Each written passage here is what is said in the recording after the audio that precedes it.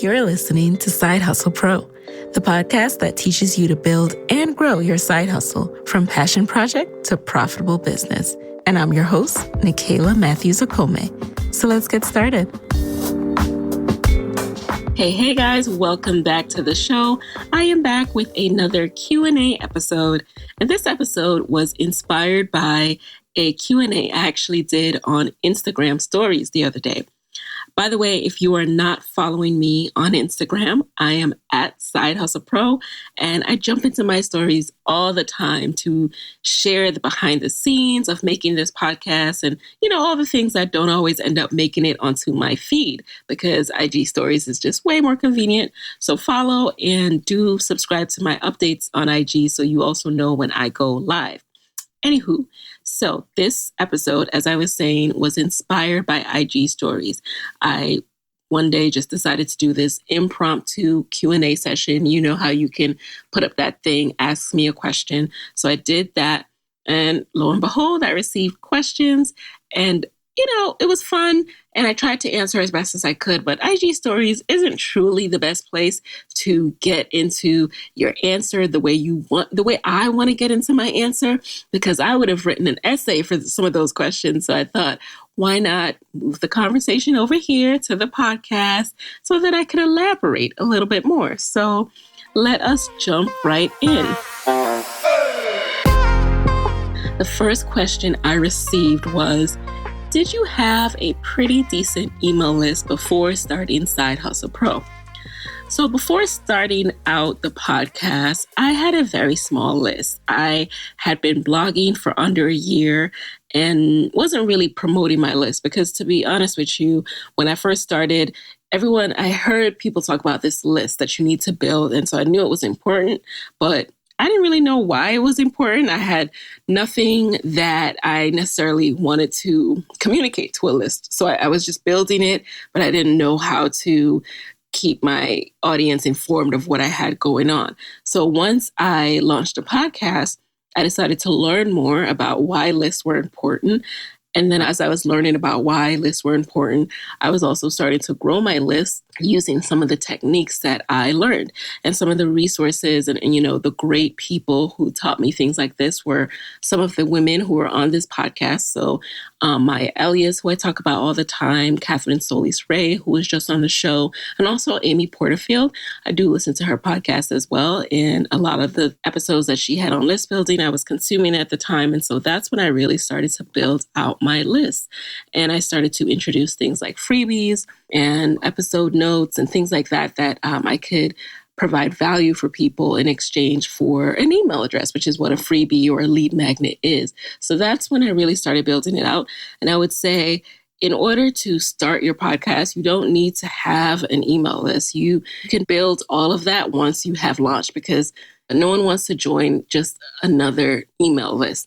They want to join a community. They want to join to be informed about things that they think are important or, first dibs on things that they want to get. So once you've really focused on creating your platform, your product, your service, whatever it is, then focus on building out the email list is what I would say. There are also people who put up landing pages. That's a whole different strategy. But again, when someone puts up a landing page that says, stay tuned, sign up to get more information, it again goes back to that value piece. Whatever they are teasing on that landing page is so valuable to the audience that is viewing the page that they are willing to sign up. So if you're going to put up a landing page, again, make sure what you're offering is truly juicy, truly valuable, and not just something that you want.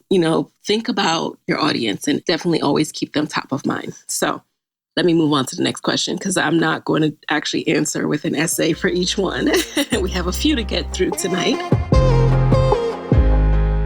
Number 2, should small businesses seek partnerships with other small businesses versus larger platforms? So as I mentioned on Instagram, it really depends on what kind of partnerships you're referring to here and what kind of business you have and what your business goal is.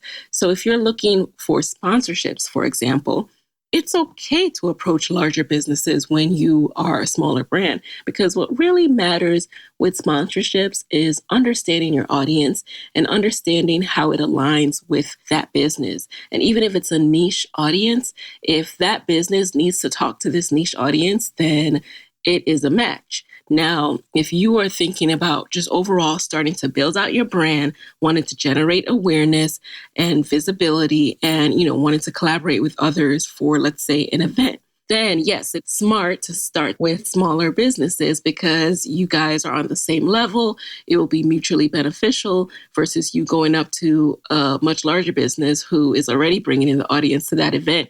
And they're like, well, what are you giving me? I'm giving you all this publicity, but you're not really bringing anything to the partnership and the collaboration. So yes, in that case, you'd want to start small. You'd want to start with like peer businesses. And that's why I really love what the Spice Suite does. So Angel Anderson of the Spice Suite is a former guest of Side Hustle Pro. And on her episode, she talks about how in her shop, she started a Spice Suite, the shop, and she sells spices, but she had all this other space there.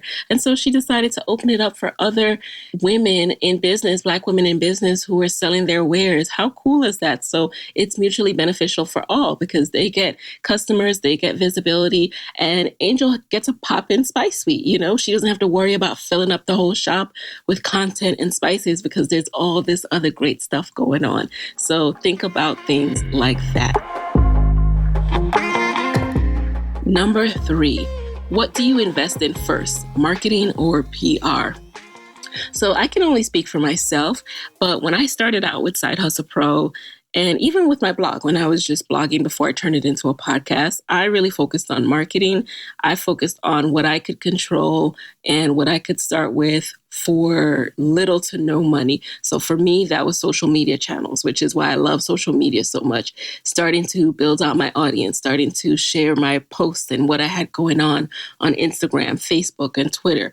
And when you are a new business and you don't have a lot of budget, it's not realistic that you can hire a publicist who often has a retainer fee, aka you pay them monthly for work. And also PR can also have a longer lead time to see the results because it's about relationship building.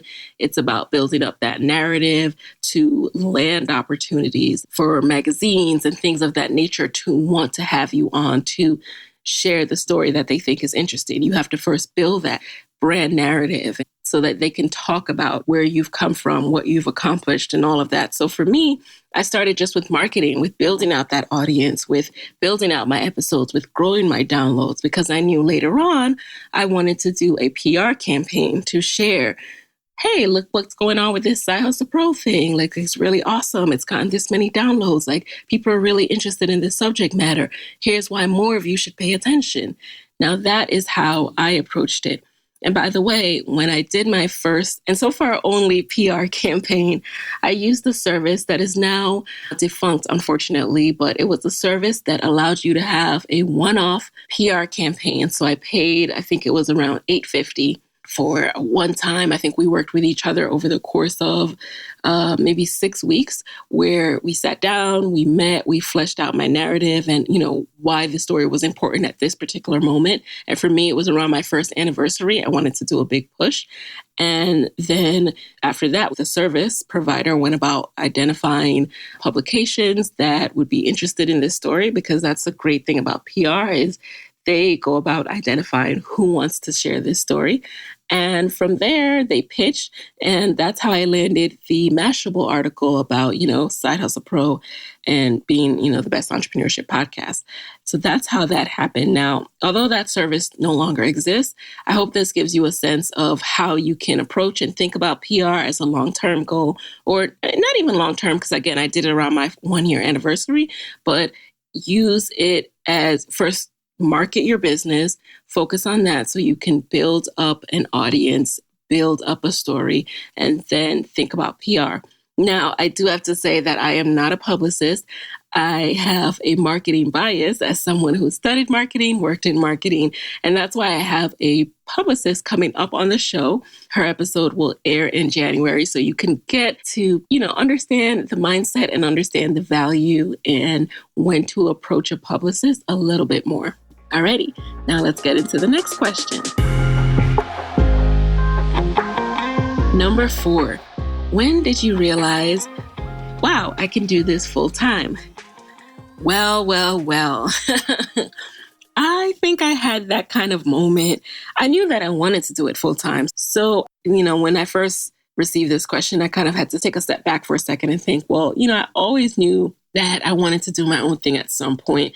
I didn't know what that meant. I just knew that I just could never find a job that I just felt like, oh, this is like something I can see myself doing for 5-10 years.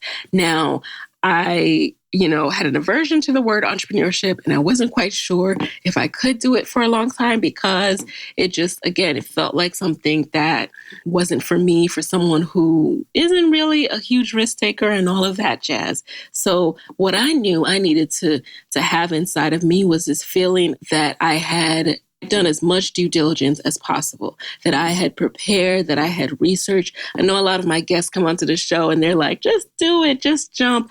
And yes, at some point you do, right? There's never going to be this moment, this light bulb moment that it says, okay, now is it?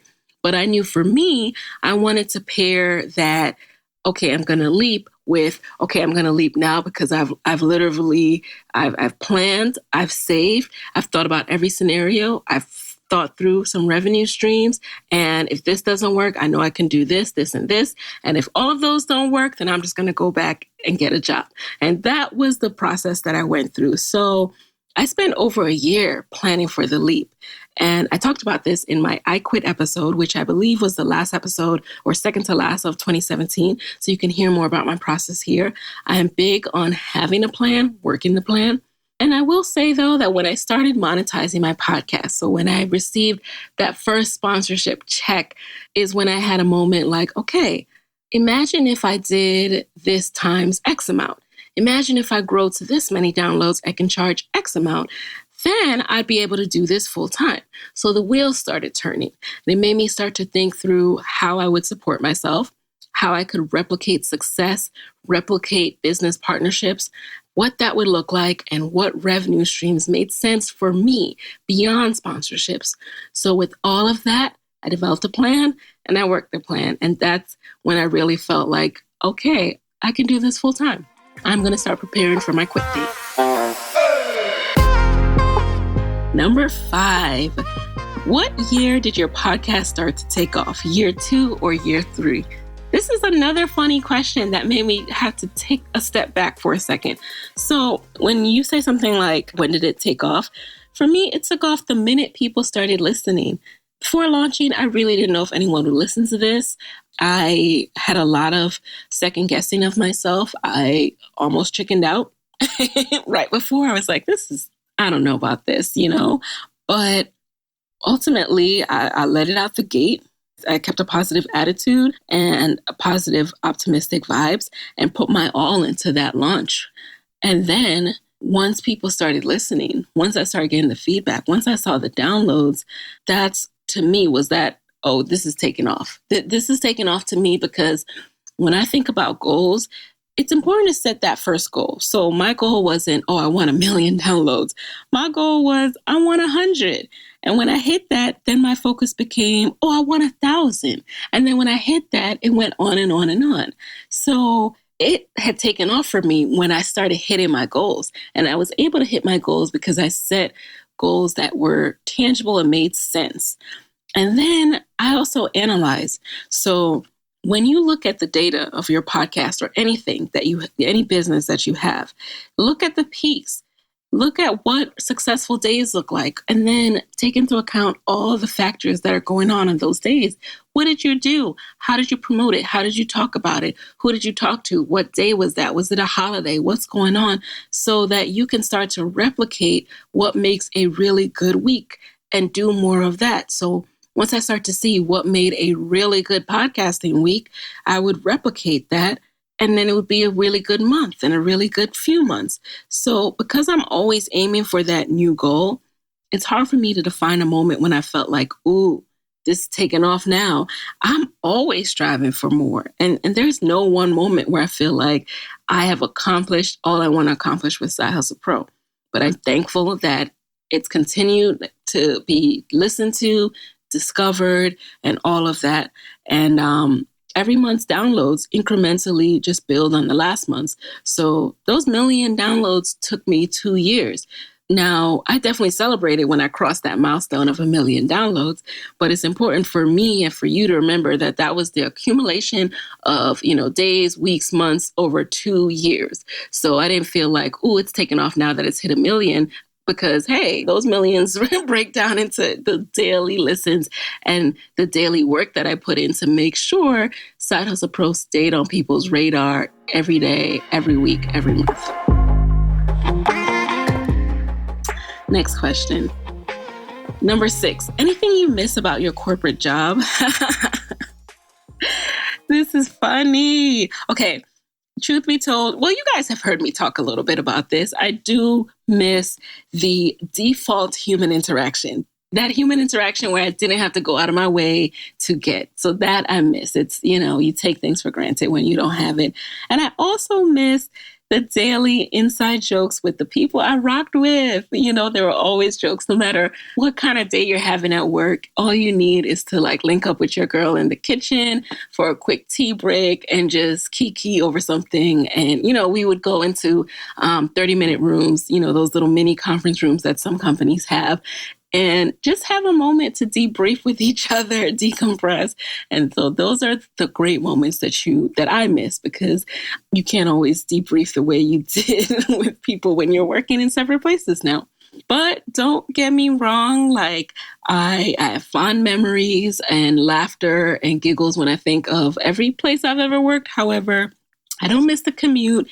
I don't miss having less control over what I spend my time on. So all in all, there's more that I don't miss than I do miss. And that's that. That's all I'm going to say about that. Next question. How did bschool help you become an entrepreneur? So Ebony Pope and I touched on this in episode 98. So if you are considering getting your MBA and have entrepreneurial goals, I would love for you to hear our answer there. But I will touch on it a little here, because I don't think everyone, especially if you just started listening, knows my story as much.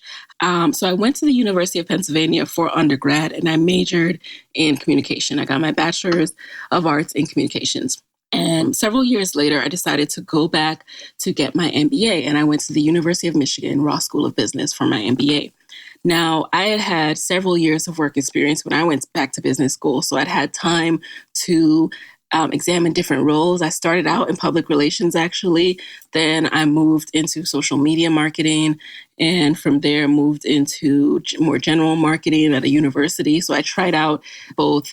So I worked in public relations at MTV. I moved to a startup called Ideally, which no longer exists. It was a fashion startup. So I got exposure to the e-commerce world, the startup world. And I went into academia, worked at Georgetown for a little bit in exec education. That was when I was doing general marketing. And it was there when I realized that, hey, I've spent all these years hopping from role to role. And now that I'm in this world of social media marketing, I'm realizing that I'm doing a lot of the teaching to myself, because no one knows this yet. This is brand new.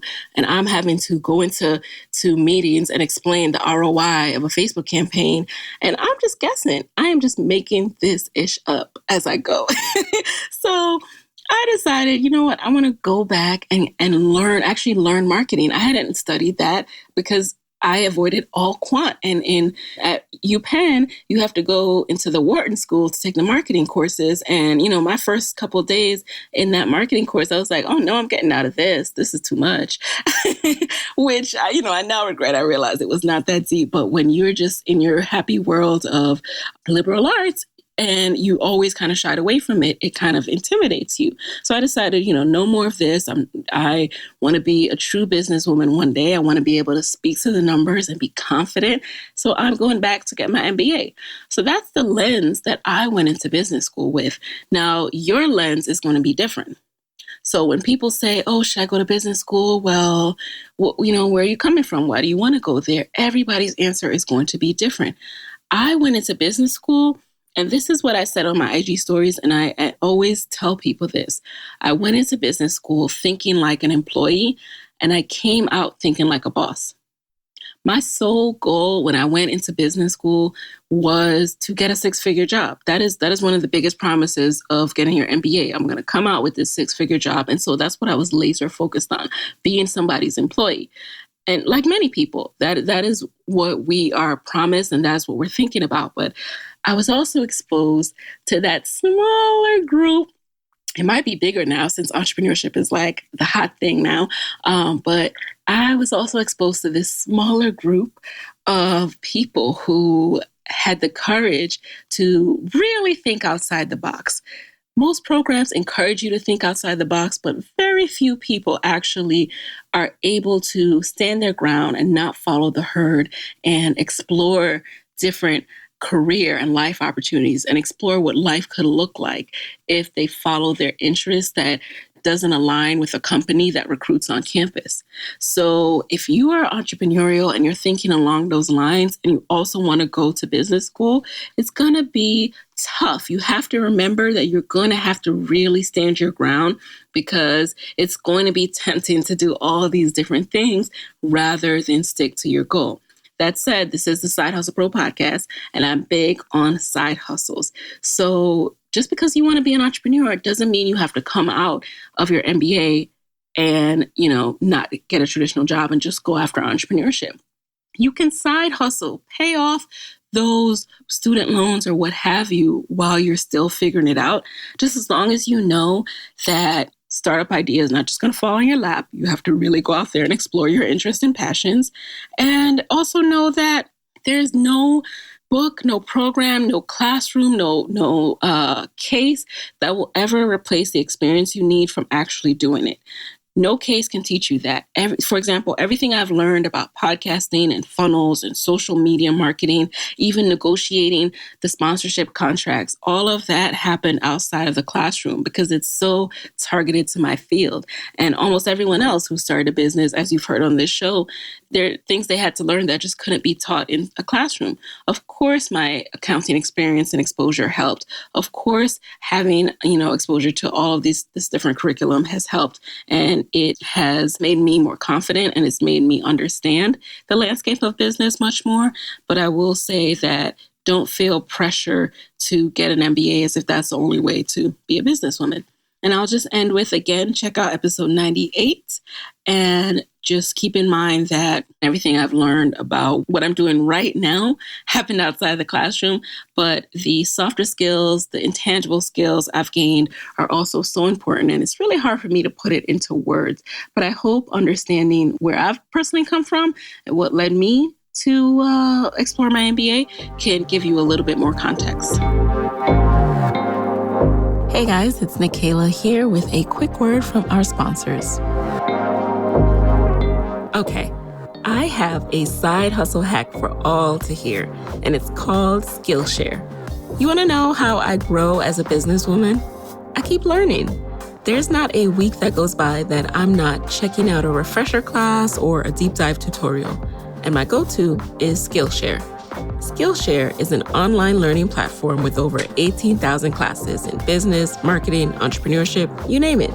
So whether you're trying to start a side hustle or scale your business, Skillshare is there to keep you learning and thriving.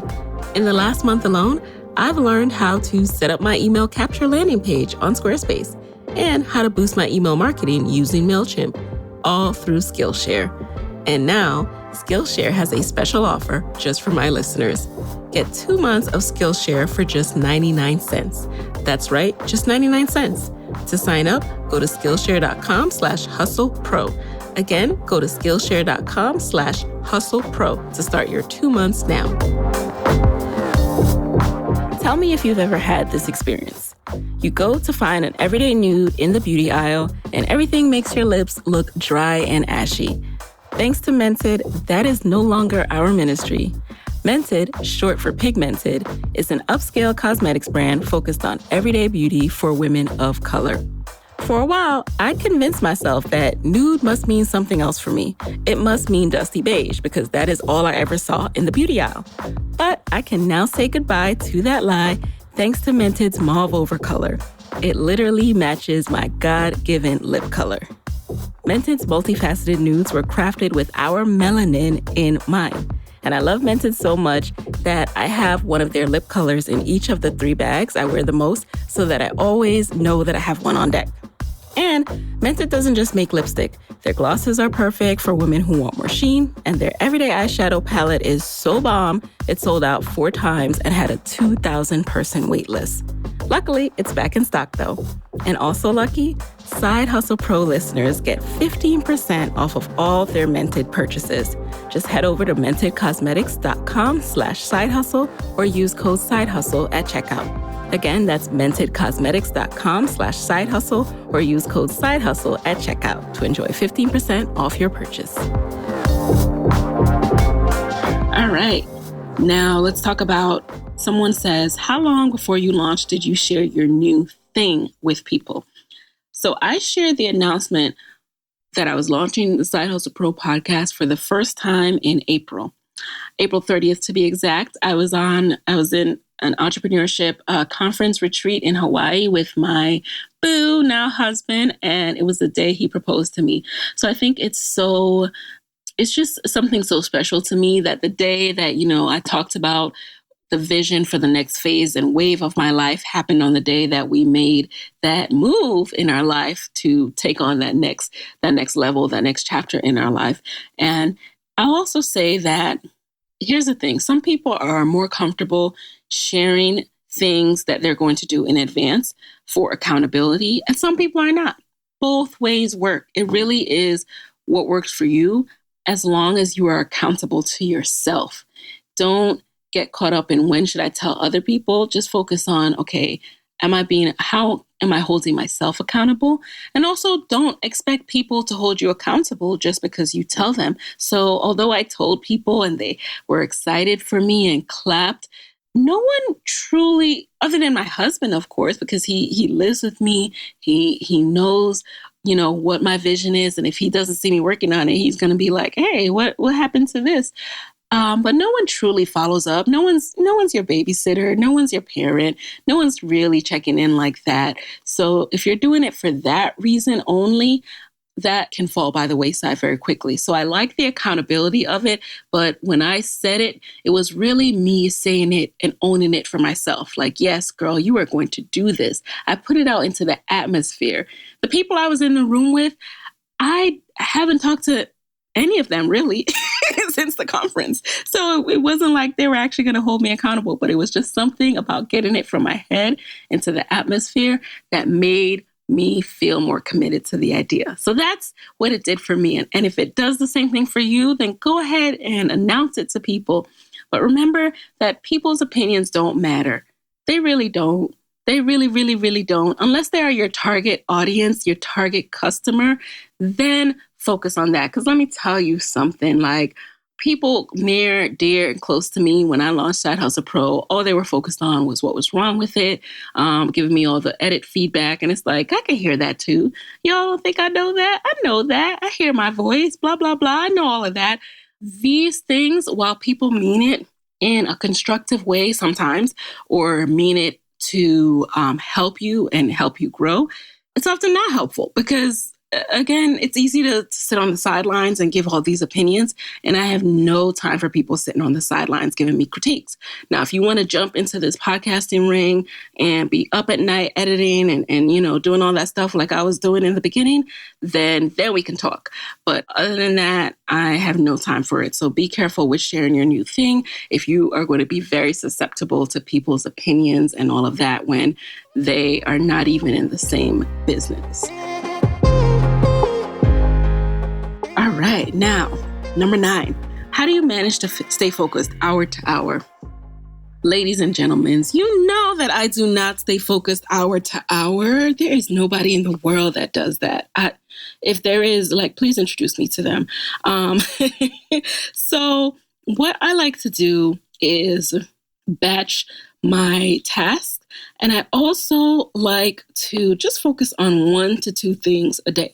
So what this does for me is it helps me to break up my day. It helps me to have enough time in my day to get 1 or 2 major things done.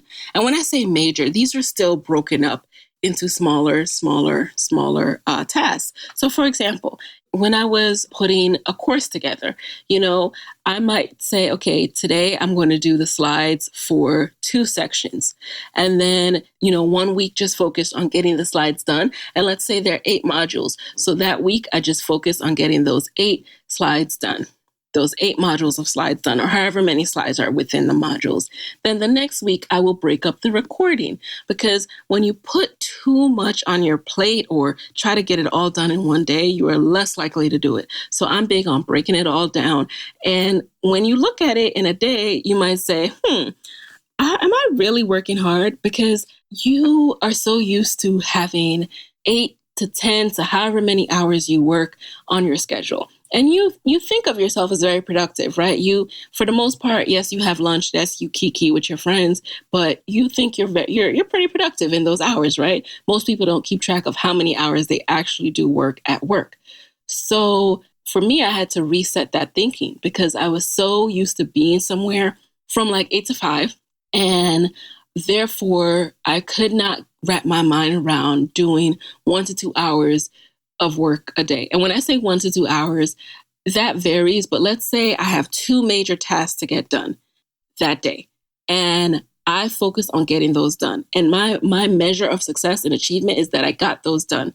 Not that I spent 9 or 8 hours of work on Side Hustle Pro, because that was messing with my head.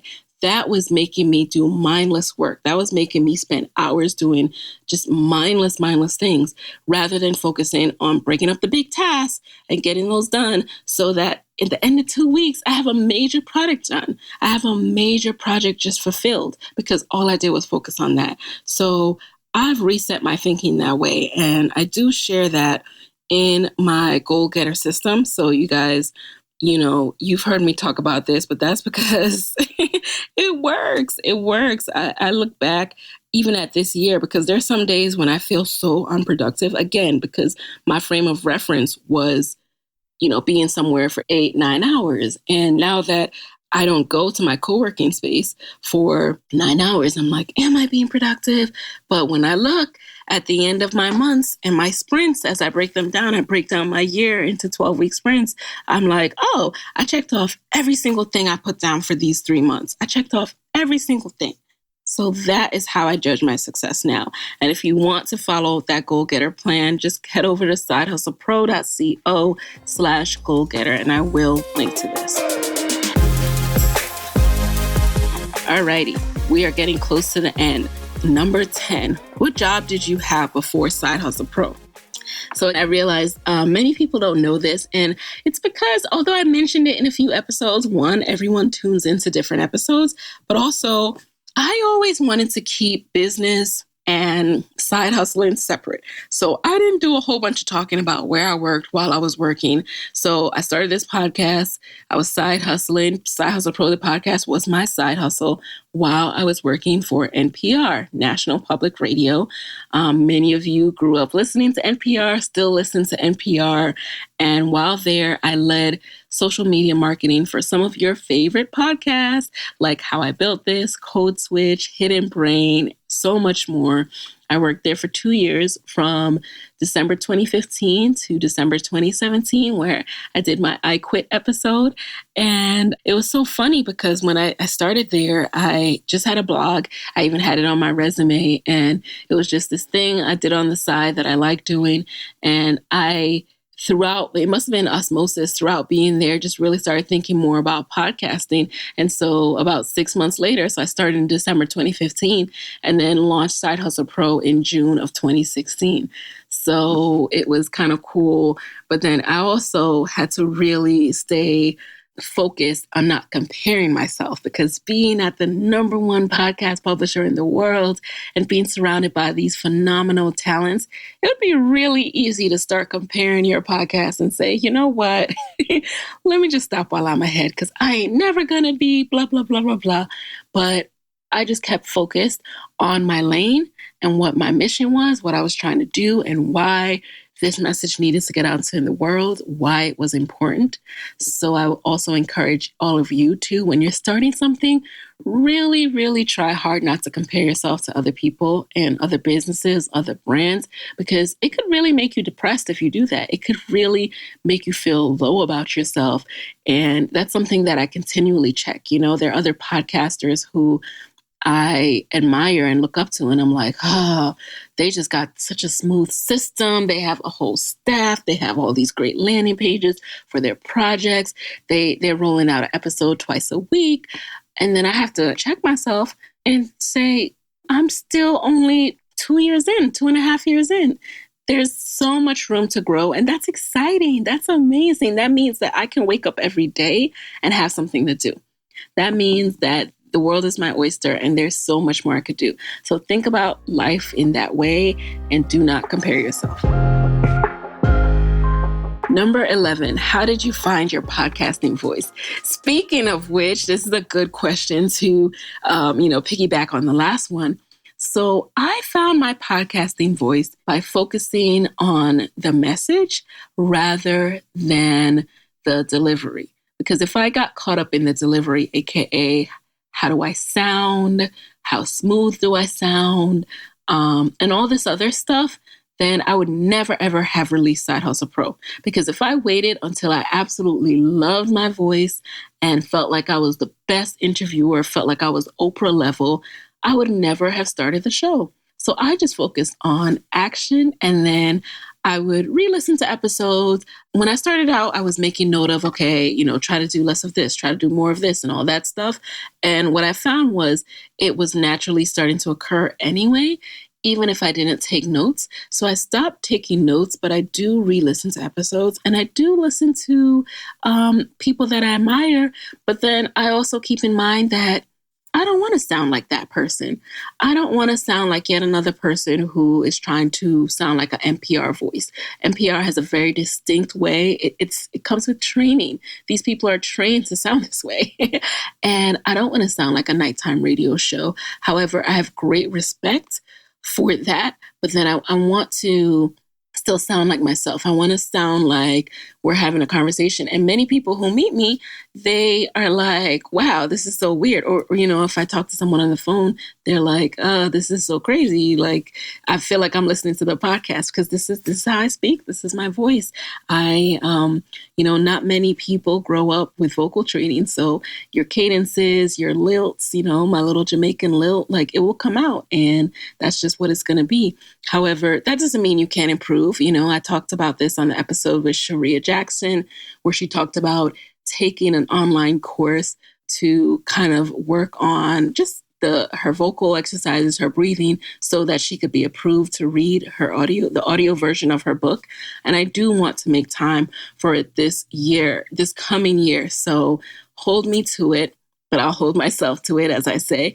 And Skillshare has actually some awesome vocal training classes. So I've saved those on my Skillshare, and I plan to do those over the holiday once I actually take a break. But it's a work in progress, you guys. I find my podcasting voice by being true to myself, by listening to others, making notes of what I like, and what I could, take on that would still fit me. But then I also think about what I genuinely want to know. So my questions, there's a framework that I use. However, when I talk to each guest, they're going to vary because I need to break down their story. I need them to tell me a little bit more about this. I need them to go into details. And sometimes people are so used to telling their story that they skip over it. So those questions, when I'm breaking it down a little bit more, those are all just natural. I try to keep it conversational. And so that is my signature Nicaila style, I guess. Number 12. Are you doing any more masterclasses anytime soon? Yes, I am. So thank you for asking. Now, For those of you wondering, what masterclass are they talking about? So I teach a masterclass called Your First 1,000 Downloads. It is all about how to launch, grow your downloads, and basically turn your own podcast into a platform. And as I said before, you need to focus on that first 1,000 before you can focus on your first 100,000 or your first million. So what I do is I go through my first out the gate marketing steps, what I did to grow the downloads week over week, what I did to grow my audience, and then different ways that I've monetized and how you can monetize as well.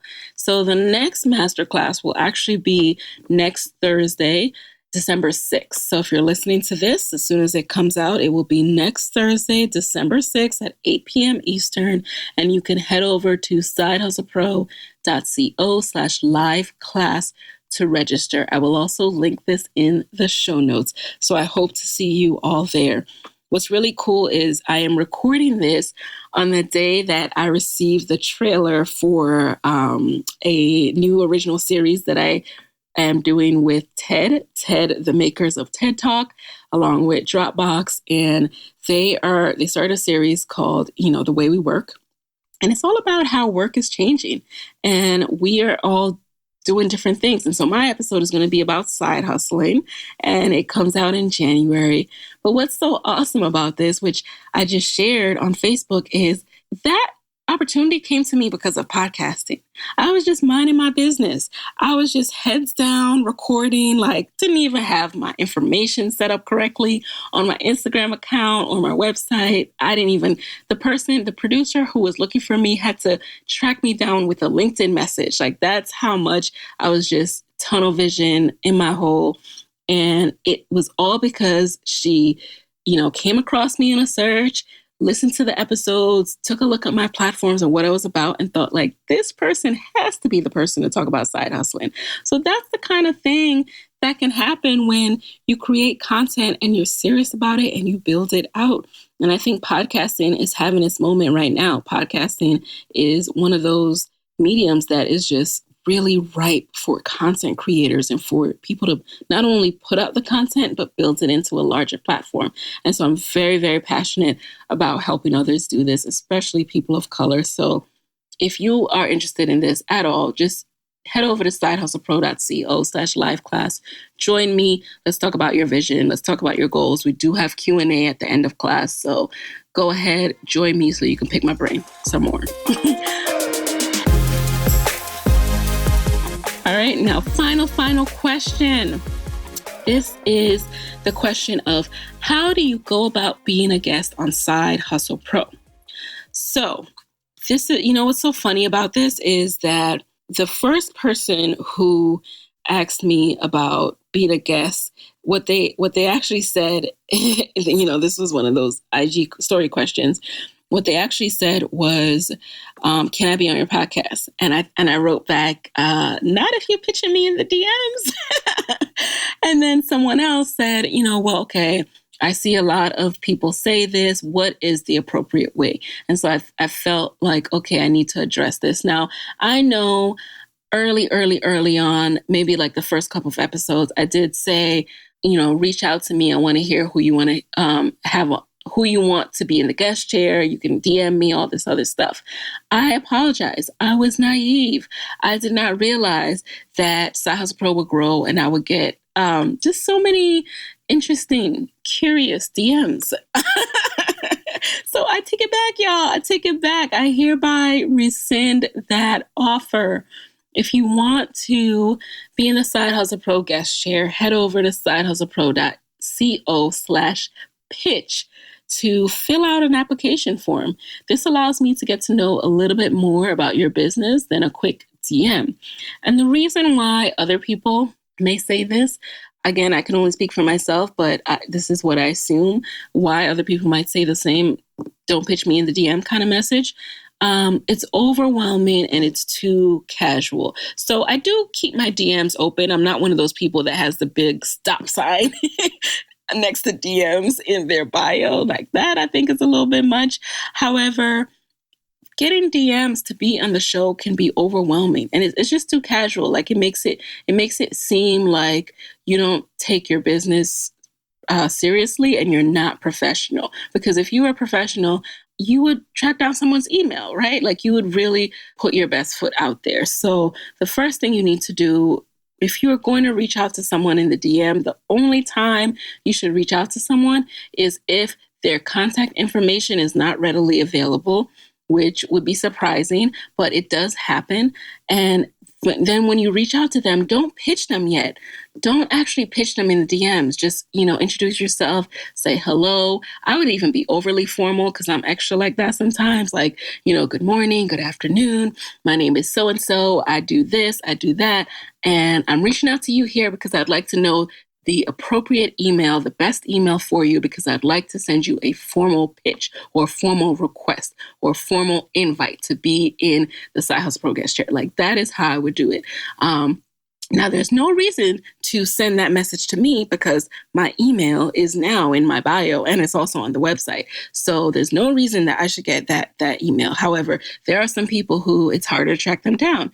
Case in point, I'll give you an example. For Angie Wandu from Shade Room, I initially emailed the email address that is on the Shade Room Instagram bio. However, after a while, I wasn't getting a response. So I sent them a DM and I sent that message. I said, hey, I probably said, sorry to DM you about this, but I've been, I'm Nicaila from Side Hustle Pro, and blah, blah, blah. It's my podcast, and I've been trying to get, I would love to invite Angelica Nwandu into the guest chair. What's the best email address for her? They gave me an email address. Boom, send her a formal pitch via email. So that's how you do it. And by the way, make sure you've really exhausted all options before you do that. Otherwise, they'll look at you like you're crazy. Like, wait a second. My email address is in my bio. I'll put that there so I don't get DMs, right? So really make sure you've exhausted all your options by looking on the website and on the Instagram bio, Facebook bio, all of that. Second suggestion, not just for my podcast, but for other podcasts and for other magazines and for whoever you are pitching. One, make sure there's alignment. So I get pitches from white men all the time who say, I love your episode, and they say all the right things, but they've clearly never listened to Side Hustle Pro because they would know that that is not who we are having in the guest chair over here. So make sure you really are in alignment. Also, think about what's in it for the audience. So many people reach out to me and they're just like, hey, I run this, I do that, I think I'll be a great guest. And the people who I admire and who I am receptive to are the ones who say, I have something of value for your audience, and here's why. And then they share a little bit about their journey. I also give you the opportunity to do that in the pitch application. And I created that because I was getting a little overwhelmed with pitches. Because here's the secret, you guys. I plan my episodes 6 months out. So that means up to 6 months from now, I kind of know who's going to be in the guest chair and who I want to be in the guest chair. Don't be discouraged by that. Just know that that's me, taking care of business, handling my business, being on top of game. However, I will read every pitch. I do read every pitch. Just know that it's extremely difficult to accept them all because I have already planned out much of the year. So if there is something, if there is someone that I'm going to accept, it's also going to be later in the year to the following year. So be open to that. Be ready for that. If there's a fit, my team and I will reach out. I don't get back to pitches. I get back if there's a fit. And again, that's just managing bandwidth, in all honesty. What else? I'm just talking off the cuff here now because I do want to be as transparent as I can be about the Side Hustle Pro process. I know there's so many awesome Black women entrepreneurs out there. And that's why I want to keep doing the podcast so that I can interview as many as possible. Just know that I only release an episode once a week, every week in the year. So you can do the math. That means I'm not going to be able to get to everyone in a given year, but years and years to come, I will be. What else? Please don't follow up within 2 days of sending a pitch. Okay. Listen, people have received your pitch. If you don't get a bounce back message, people have received your pitch. They have read it. they've made a mental note, maybe a physical note if they're planning to fit you into the schedule, and you can follow up maybe for me, honestly, maybe a month, but do not hit me 3 days after you send a pitch, please, because I'm thinking about who I'm recording that month, not who I might have in the guest chair in 7 months. So I hope that's helpful for you. So just to recap, look for their email, send a pitch via email, think about the audience and position it as something for the audience, not just about who you are and rolling down your stats. Minimize the amount of stats. It's a new one. Minimize the amount of stats. No one wants to just read an email with you running down your resume on why you're so great. Again, focus in on the topic, the theme of the episode, a little bit about your story, and then offer to chat more, share a media kit if you'd like to, share a website, make sure all your links are working. What else? And don't follow up too soon. Don't badger. And if you do have to DM, just reach out to get the right email. Don't pitch them in the DM. Hope that's helpful, you guys. Send me an email or reach out to me in my Facebook community if you have more questions about this episode. Hope it was helpful, and I will see you guys in the next masterclass. That's at sidehustlepro.co/live class to register, and we'll talk about your first 1,000 podcast downloads. And with that, there you have it. Hey guys, thanks for listening to Side Hustle Pro. If you want to hear more from me, head on over to sidehustlepro.co/side hustle corner to get my weekly Side Hustle Diaries chronicles about my own journey from passion project to profitable business. And if you want to find me online, I'm at Side Hustle Pro on Instagram, Twitter, and Facebook. Don't forget to join the Side Hustle Pro Facebook community. Go to sidehustlepro.co/mastermind. And as always, if you love the show, do me a favor and subscribe, rate, and review on iTunes. Thanks, guys. Talk to you next week.